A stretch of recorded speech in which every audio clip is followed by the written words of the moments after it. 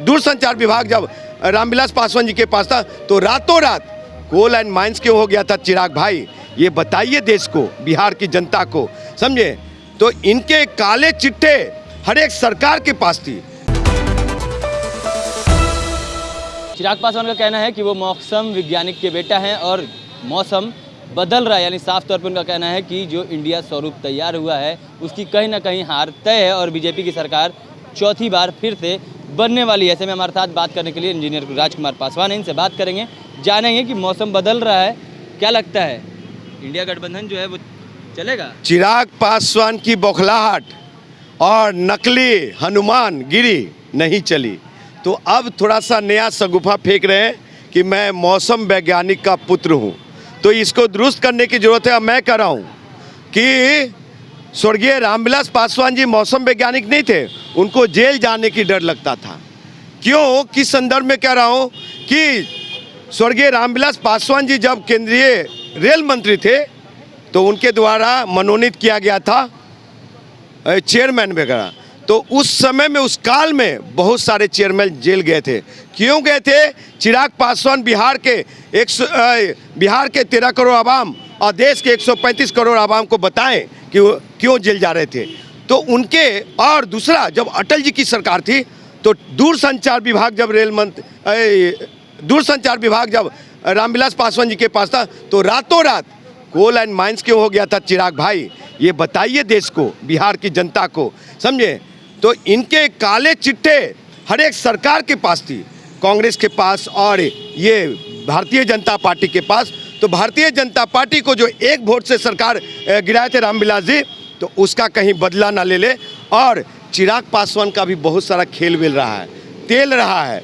उस खेल बेल तेल में जानते हैं अमित शाह के मुट्ठी में है चिराग पासवान, मुट्ठी में है।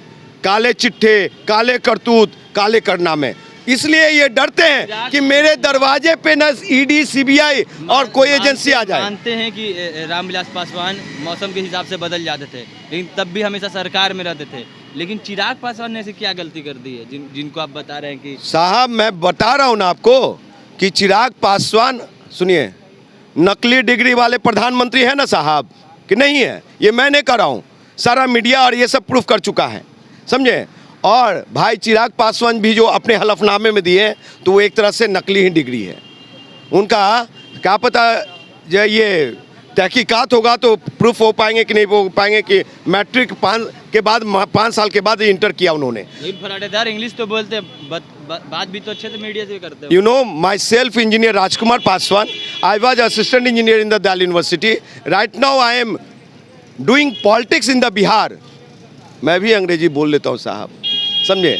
तो मैं भी पढ़ा लिखा हुआ हूँ।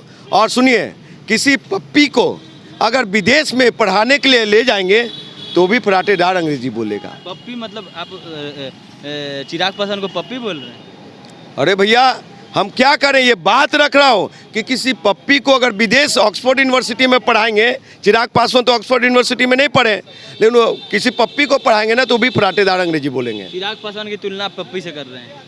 साहब सुन लीजिए, मैं पढ़ा ना, मेरे पिताजी चपरासी रहे, एक माटी टाटी से निकले, एक झोपड़ी से निकले, दिल्ली तक पहुँचे। दिल्ली यूनिवर्सिटी में मैं नौकरी किया 7 साल, तो वहाँ तक पहुँचे। तो रामविलास पासवान के पुत्र होने के नाते ऑक्सफोर्ड यूनिवर्सिटी की डिग्री क्यों नहीं, हार्वर्ड यूनिवर्सिटी का डिग्री क्यों नहीं?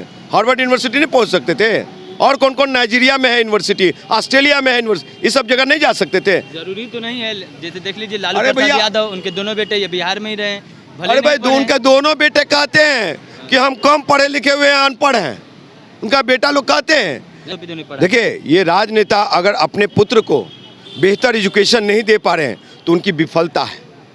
पढ़ा लिखा होना चाहिए। अखिलेश यादव को देखिए, वो पढ़े लिखे हुए हैं कि नहीं, कितना वेल एजुकेटेड है, हायर एजुकेशन लिया विदेश से, फॉरेन से। तो इस तरह के। लेकिन रही बातें चिराग पासवान की, चिराग पासवान को आपके चैनल के माध्यम से आज मैं ऑफर दे रहा हूँ कि भाई चिराग पासवान, वाकई में आप चाहते हैं कि बिहार का पासवान 100% वोट करे, दलित वोट करे, तो आप आ जाओ हमारे साथ, युवा बिहार सेना के साथ। नहीं तो जो वोट पोलराइजेशन है, आपको दांत खोदने के लिए बिहार के पासवान वोट नहीं करेगा, युवा बिहार सेना को वोट करेगी। पासवान के तो इकलौते नेता चिराग पासवान है, कैसे बात कर साहब इकलौते नेता, चलिए ग्राउंड पे, और हाजीपुर वो क्षेत्र में हजारों की भीड़ साथ में उनकी चलती है। उस दिन देखे नहीं, रविंद्र भवन में कोई मिलन समारोह था पटना में, वहाँ पे कोई यादव जी का बेटा मिलन समारोह कर रहे थे, समझे, बहुत सारे यादव पुत्र आए हुए थे, अंदर में भीड़ लगा दिया, बाहर निकले तो जानते क्या कहते हैं, लालू यादव जिंदाबाद, लमटेन छाप जिंदाबाद, तेजस्वी भैया जिंदाबाद। तो वो भीड़ कहाँ किसका था रे भाई? चिराग भाई का भीड़ नहीं था। और अब तो मोदी के हनुमान है। आपको कहने का क्या मतलब है, वो लोग सारे पैसे ले गए थे? हाँ, और ये उससे तो साफ जाहिर होता है, अगर इस तरह की बात हो, राजकुमार पासवान के लिए अगर कोई आया तो राजकुमार पासवान जिंदाबाद होना चाहिए, राजकुमार पासवान की गुणगान होने चाहिए, और ये स्टैंड होना चाहिए कि हम उनके साथ हैं। चिराग पासवान भी हाजीपुर से इस बार लड़ रहे हैं चुनाव। देखिए, हाँ, इस गरीब का बेटा, इस गरीब का बेटा, चपरासी का बेटा, माटी टाटी से जो निकला है, इंजीनियर बना, उसको हराने के लिए ये पूरा शाही पासवान एंड परिवार पार्टी लगे हुए हैं। कौन कौन लगे हुए हैं? देखिए, मैं तो लड़ रहा हूँ, औरों का पता नहीं। चाचा लगे हुए हराने में, चाचा पशुपति कुमार पारस, चाचा, चाची रीना, आशा बहन, वो और कोई भतीजा है, और उसके बाद भाई चिराग पासवान। इतने लोग हमको हराने के लिए हाजीपुर से लड़ रहे हैं, और 21 सीट पे सब लड़ेंगे। तो सोच लीजिए कि एक गरीब के बेटा को ये लोग सदन में पहुंचने देना नहीं चाहते हैं। अगर इन लोगों में है उदारता तो क्या होते, इंजीनियर राजकुमार पासवान को टिकट दे करके और जिता करके सदन में भेजे, तब मानेंगे कि वाकई में ये दुसाध और दलितों के हितैषी हैं। नहीं तो मुझे नहीं देना चाहते हो, किसी दलित के बेटा को जिता करके दूसरे गरीब दलित, गरीब दुसाध के बेटा को टिकट दे करके सदन में हाजीपुर से टिकट दे के सदन में पहुँचा करके दिखाओ। साहब, ये तो सिर्फ दिखावा है। 6 गो पासवानों को 7% वोट में, ताकत में 7 गो सीट मिलता है, और 3 गो अपने घर में, बाकी सब टॉफ़ी पे बेच देते हैं। टॉफ़ी समझ रहे हैं ना, वो भारी बैग वाला टॉफ़ी होता है, तो वो तो इन लोग का ये है।